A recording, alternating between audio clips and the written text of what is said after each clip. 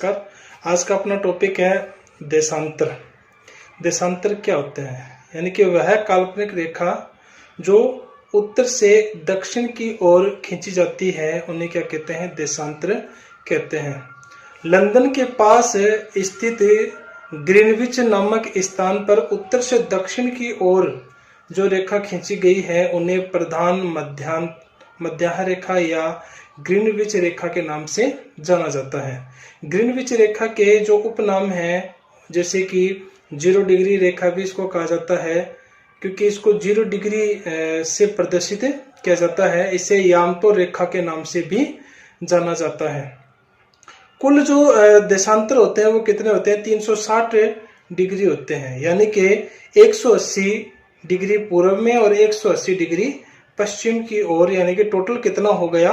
तो 60 डिग्री देशांतर होता है। 0 डिग्री के विपरीत 180 डिग्री यानी कि अंतर्राष्ट्रीय तिथि रेखा के नाम से जाना जाता है, जहां से कहा जाता है कि यहां से हर नए दिन की शुरुआत होती है। यानी कि हर नई तिथि की जो शुरुआत है वो 180 डिग्री से मानी जाती है। अब जो भूमध्य रेखा है वहां पर देशांतरों की जो दूरी है वो अधिक होती है, यानी कि 111 किलोमीटर होती है, और भूमध्य रेखा से ध्रुवों की ओर जाने पर देशांतरों की जो दूरी होती है वो घटती जाती है। आइए पता करते हैं कि कैसे होता है ये। जैसे कि विषुवत रेखा पर तो 111 किलोमीटर दो देशांतरों के बीच की दूरी होती है, और जैसे ही 30 डिग्री उत्तरी अक्षांश और दक्षिणी अक्षांश पर दो देशांतरों के बीच की जो दूरी होती है वो होती है 96.5 किलोमीटर होती है।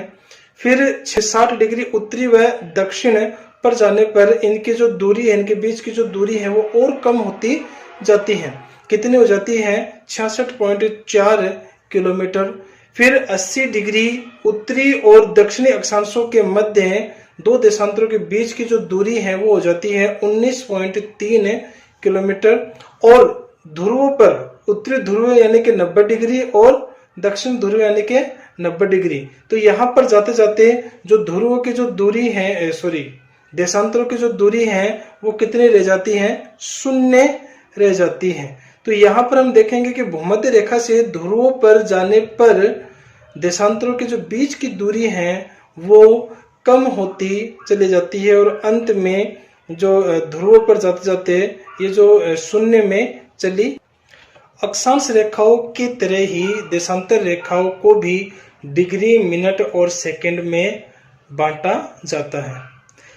देशांतर है वो किसी प्रदेश की स्थिति के साथ साथ समय को भी निर्धारित करने के काम में आते हैं।